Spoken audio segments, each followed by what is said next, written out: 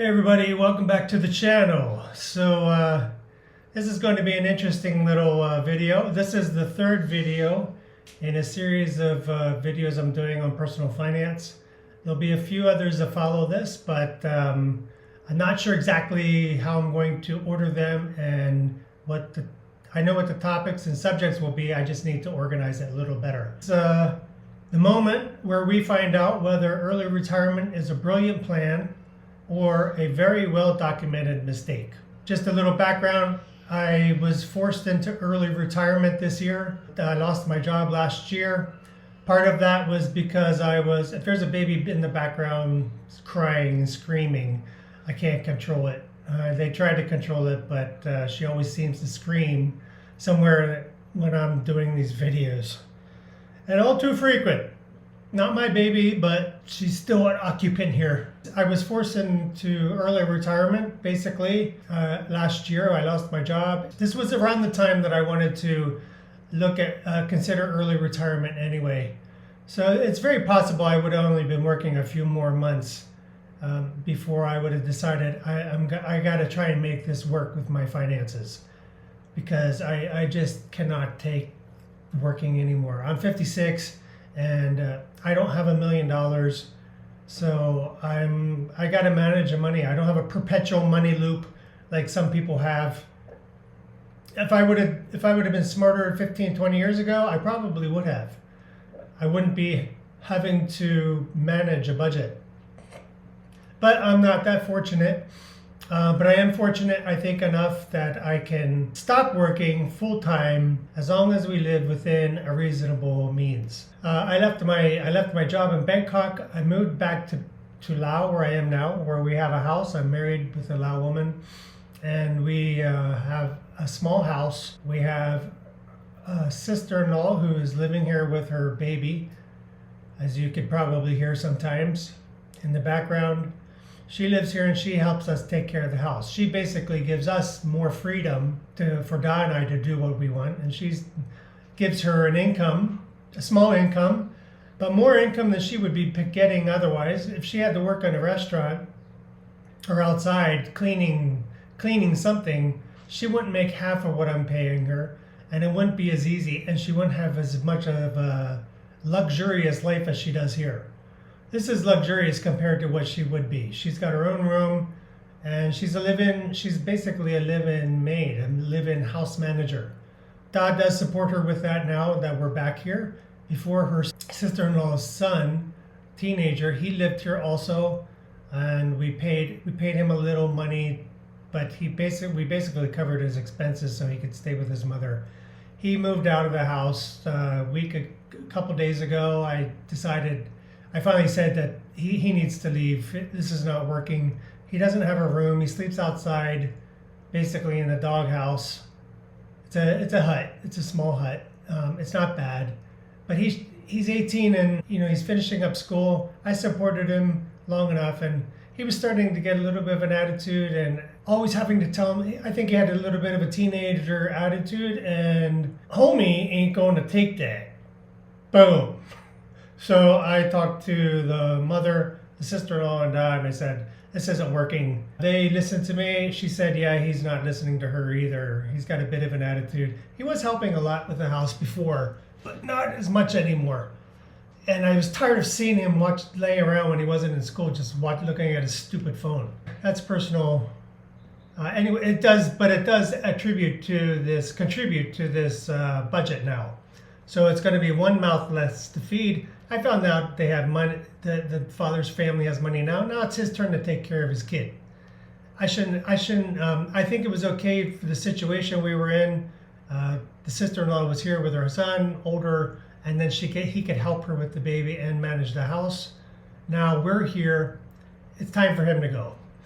And it's only been a couple of days, but I really like that he's not here anymore. He's not a bad kid, not at all. It was weird. It just wouldn't work out. Anyway, I'm gonna walk through our first year early retirement budget. It's what I think I'll spend, what's changing now, and because I don't have a paycheck, and this is really where the rubber meets the road. where reality is going to probably humble me. This budget is based on my real spending history, based on our estimations from last year. I just finished a budget on our expenditures from last year. If you haven't watched it, please watch that. It gives you a little more reference for where I'm coming from. And this is adjusted for living in Laos full time, and it's shaped by everything I learned over the years and in 2025. Some of it is carefully planned, and some of it's just educated guessing. That's what I do. That's what I do at work. I'm probably much better at work than I am with myself, but that's mostly because I got paid to do it at work, and I had to be accurate.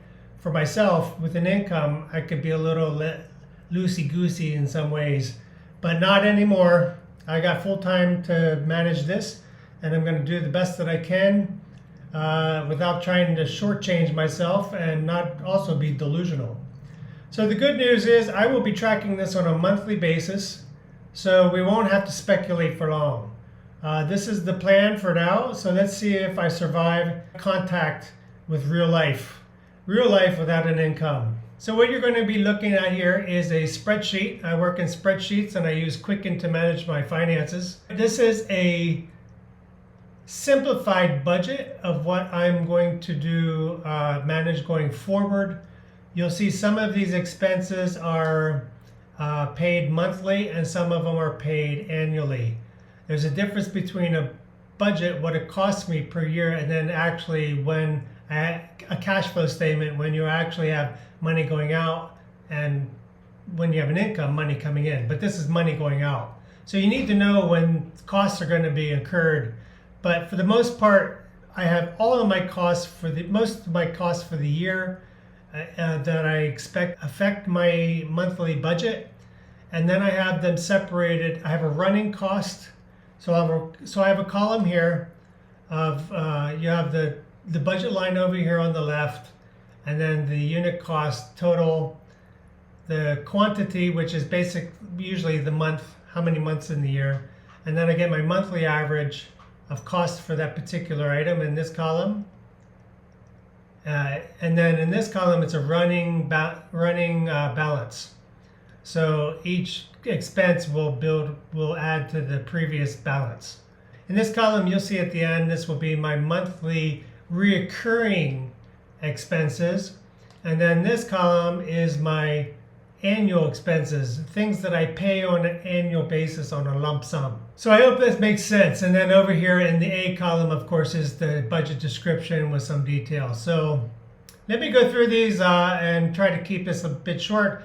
But when I do my monthly actual versus budget, you will probably see some of these expenses will delineate into more detail, like example for groceries, but I'll show you that later. So my first expense I have up here, I organize these by color coding and by categories. I put things into categories. I put expenses into categories. It just helps me visualize, and you'll see that I use color coding to make it simpler. So my first expense is my annual tax preparation by my tax accountant. That costs me roughly $215 a year, so that's $18 a month. I pay that annually, usually July is when she bills me.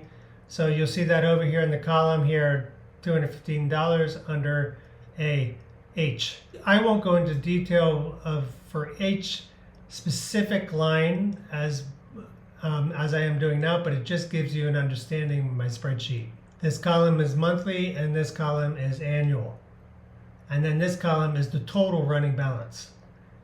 Okay, so the next section is financial advisors and clubs that I belong to. So I belong to two finance groups. One is basically an advisor who does due diligence on stocks and investments, and that costs me $897 per. Another one is a Patreon membership I belong to. It's a little more detail. We do our own research and we share ideas. So I pay for these. I'm going to be paying for these in 2026. One is $897 for the year. The other one is $687 for the year. And I'm going to pay them this year. It's questionable whether I will continue in 2027, but for now, I need to include them. It's $75 per month for the first one, $57 for the second one, and I pay both of them at different times of the year. You can see here in this column, I indicate when the payment will be due. And then you'll see at the bottom, at the end, I'll show you how I group these annual payments together. So I know how much I'm going to need whenever these payments come up. Because that's the cash flow part. Cash flow will kill you. Cash flow kills most businesses. They don't think about this. Most people think about the budget, but you need to consider cash flow. Cash flow is when you need the money. Many businesses go under because they don't manage their cash flow. Money coming in, money going out. It's completely different from a budget. So that's just a little lesson I learned over the years. So the second one, Bolden, I pay for software. It averages to $8 a month or $100 for the year. So that running total is $158 so far. And then we have Defining Wealth. So I'm paying for a consultant to Defining Wealth to put together a comprehensive financial plan for me because I don't know what I'm doing, especially around taxes, and I'm not sure how to manage some of the equities and selling of stocks and the bucket system. I need some guidance on that. I've never done it before, and I'm not comfortable enough. And I think it's worth the investment to get some professional guidance on this. And these guys have really been great for me. I used them before last year for a superficial overview of my finances before I even knew I was going to be retiring early. So they saw they're familiar with me, they gave me a good deal, and I think it's worth the investment. So that's gonna be a one-off $3,000, and it will be just this year. I just had my first interview for that, and they're putting together their plan for me now. It will take about a month to get my first plan. I paid the $1,500 deposit in January. The $1,500 balance will be paid in February. So moving on, I won't go into some of these in great detail. It's obvious what they are. So these are my subscriptions in this color. This is my Google Premium, my Apple Cloud, Google for me, Google Cloud for Da for her photos, Microsoft 365 I pay for, Quicken I pay for annually, 1Password I pay for annually, Netflix I pay monthly. So you can see here, I have my monthly expenses here, and then my annual expenses, my annual costs here for each one of those subscriptions. Next is my home living cost. So this is where I've removed the Bangkok condo because we're living primarily in Laos. Property taxes are approximately $1 per month. Some things are cheaper here. Food expenses. So this is one that's based on last year. Last year was around $1,800 a month. I have $1,500 a month now. I am hoping this is one that's going to be very, very under budget, underspent on a basic average. So the most important thing is what your averages are over the year. So we do stock up on food. I stock up on coffee sometimes. So those are things that basically you're managing the average for some of these costs. But food, I'm hoping, is going to be less. For one, we don't have the teenage boy here anymore, and he ate like a lion, and so I'm glad that he's gone. I don't have that cost anymore. So now it's just really feeding 3 adults, two small women, and a baby I'm not supposed to be paying for, but I'm sure I'm contributing to her expenses in some way. I'm hoping this will come down to about $1,000 a month at minimum, maximum. I'm not buying specialty foods like I did in Thailand. And I don't have an income, so I don't have that flexibility, so I'll just control it. Coffee has its own budget line. I did a unit cost based on how many cups of coffee I can drink a day. I really only want two good cups of coffee any day. So I'm estimating this is $50 a month. And that includes maybe if I travel and I have to pick up a coffee. So that's $50 a month. It has its own budget line. I do want to track that because that is a variable budget line. It is discretionary, and I can reduce it if I have to. Electricity, I have at $100 a month. Water is very cheap. City water, we pay $3 a month. Cleaning supplies, $75 a month. This might go up a little bit since Di and I are here. Kitchen and gas, we pay for propane gas for the kitchen. That's about $35 a month. Garbage is $5 a month. House internet, I increased our internet speed, and it's not very good. We might not even keep this. Our internet speed is not much better than it was last month. I don't notice it. But that's $15 a month. It's still not expensive, but it will add up. Our phone, paying for our phone for Wi-Fi or for internet and cell service, $20 a month. Maintenance of the house, I'm estimating $20 a month. So on to our pets. I'm hoping this is another one that comes down. We're down to 2 dogs and 5 cats. So you could see in the last video that it was more expensive. I lost a dog, my lovely Dami girl, my black beauty, 18-year-old, just a really sweet dog. I lost her. But food for the dogs and the cats were roughly about $200 a month. I'm hoping this comes down, although I probably will get another dog at some point. I rescue dogs. I don't go out and, I don't look for dogs. I rescue dogs. The dogs that I have came to me, and I really feel like that's how God had. I want to be there for a dog that needs me, and God puts us together. Now, I don't go out and buy dogs. I don't need a purebred. I don't need anything like that. I'll take the street mutt that needs a home and needs love and care, and that's what I'm usually hurt, sick. And that's why my vet bills are so high. These dogs get sick. So my vet and care for the pets are $32 a month. Pet spa is $15 a month, so down to 2 dogs. So vehicles. So we just bought a car, and I paid the insurance on that last year, $1,500 for the year. Next year this should come down if we don't have any accidents. They do but they give you like a 5-10% discount if you don't have any claims. So hopefully that will come down. Car fuel, I'm hoping this is overstated. This is $250 a month, and that includes maybe travel within the country. But I'm hoping we just filled the tank and it costs about $60. So I'm hoping this was really overestimated. I thought the Prado would be the Toyota we bought would be a much more expensive car than it was on fuel, and it's not bad. I don't think so. I calculated how many gallons per mile we get. It's about 20. Is that good? I don't know. I never really had a car before.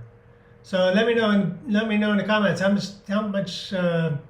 many miles to the gallon do you get on your car? I had to convert everything from liters and kilometers to miles. I do that type of thing. I'm a geek. Okay, repairs and maintenance on the vehicle, $50 a month. I hope it doesn't need much. This is basically for oil change or something small, fuel, liquids, anything we need for the car. We better not need any maintenance on that car for a couple years. So I have an old motorcycle, Honda 250. I've had it for 15 years now. It's a 25-year-old bike. I'm going to ride that till it dies. It is fantastic. I take care of it very well. I think the gas is going to cost me about $10 a month. Motorcycle bike repair, I'm estimating $5 a month. I almost do nothing on it. I change the oil. Sometimes I change a tire. I mean, it's virtually maintenance free. Let's hope that stays that way.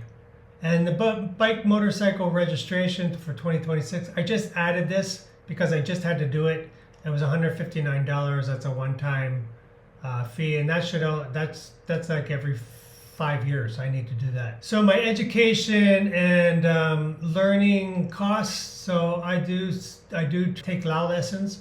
I don't expect this to last long. I need to be speaking Lao by June. My goal is to be speaking Lao and not need any more lessons after June. But I'm going to keep this in here anyway. I don't want to stop when I'm only 50% good. I want to be speaking very well. So I'm keeping this at about $50 per month right now. And if I'm doing well with Lao lessons by June, or speaking Lao and understanding, I might eliminate this from my budget. But we'll see. Stay tuned. I take Excel courses online from this Maven Analytics. It's cost me $150 a month or a year. I've been doing this for years, but I'm not sure I'm going to do it this year.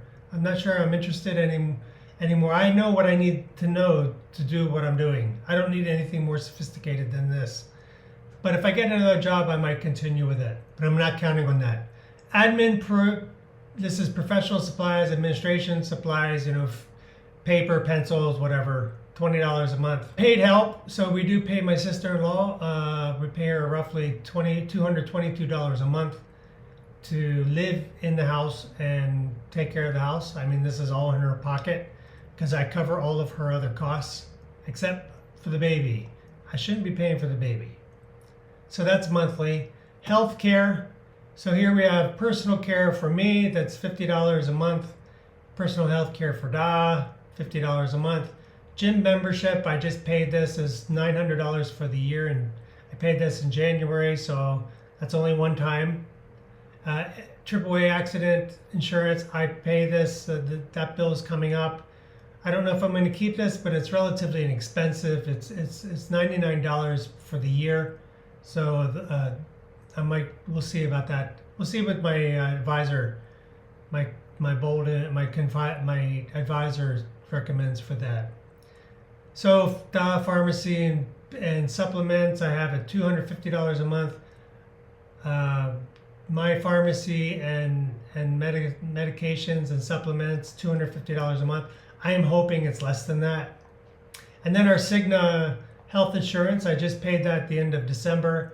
That was $5,187 for the year, and or $432 for per month for both of us. So, and then finally, I have my Laos visa. So I have to do this every year. It's $500. I just paid it. I'm picking up my visa today, and that's $42 per month, but I pay it one time, so that's in the H column. So the total for the year in monthly recurring costs is $3,300 per month. Again, I'm hoping this comes down to less than $300. If we can keep the food and the fuel down, that would be fantastic. My annual payments are a little over $13,600 for the year. Per month, that comes to an average per month if you're averaging both the annual payments and the monthly payments, this is an average of about $4,433 per month. Some other things that I have down here, so I'm hoping that my monthly recurring expenses are less than that, less than $3,300. These are some extras. If we don't have the money, we won't do it. So I have $5,000 a year for just traveling regionally, $10,000 for me to travel back to the U.S., and that will include all of my flight, any hotel, travel, food, whatever. It shouldn't be more than $10,000, and I only expect to do that every 2 or 3 years, because I don't need to go back to the U.S. as much anymore since my parents passed. Annual house repairs, I have at $5,000 a month. I wanted to build an additional room for $20,000 on our compound, but I don't think I'm going to do that. The contingency, this is just a little extra $1,500 if we need something. We have a surprise during the year. So those extras are about $41,500 any given year. But I think I'm pretty much going to remove this additional room. The travel to the U.S. will only be about $5,000 average a year if I do that. Moving down to the annual payments. So in December, I have all these payments. So this is where the cash flow comes into play. Cash flow is critical. So these are all the payments that I'm going to have at the end of 2026. I already paid these in December. These are some of these cloud services, the Prado and the vehicle insurance, the health insurance. That's all going to come. That's going to be just the health insurance alone, and the car insurance. I'm going to have $6,636 in my account ready to pay in next December. And then these are kind of variables. I'm not sure I'm going to continue with these moving forward. That's another $907, but I have a year to decide. In January, I have some payments that I need to make, AAA insurance, gym membership. This will be next January. These were already paid. Property insurance, my Laos visa, that's $1,500 I'll need next January. February is a small month, $76 for my Quicken subscription. April is one of the finance groups that I belong to, investment groups. That's almost $900. This will probably be my last year because I won't need it next year. I won't be investing anything. In July, I have my Google account, my 1Password, my Discover card, which I paid with my Discover card, and then my annual taxes. So in July, I'm going to need $275 to be able to pay for that. So all together, all these subscriptions, all these monthly costs come to about $10,291 that I had to pay a periodic split up throughout the year based on these allocations by month. So that's it. That's my monthly budget. As you can see, it's going to be running monthly of $3,300, and then I will give you a monthly update. So that's the plan for year one of my early retirement. It's not perfect, it's not guaranteed, but it is intentional. I've put a lot of thought into this, and from here on out, I'll be sharing my monthly budget versus actual updates. What went wrong, what went right, and what I need to adjust along the way. So early retirement isn't about predicting everything correctly. It's about paying attention and adapting and being resilient. So if you're curious how this actually plays out, or you're planning to do something similar for yourself, please stick around. We'll find out together whether this works or it's a cautionary tale for any of you to not follow my footsteps. So thanks again, everybody. I really appreciate you being here. I hope this was interesting for you. Leave a comment, subscribe, and take care, God bless, and take it slow.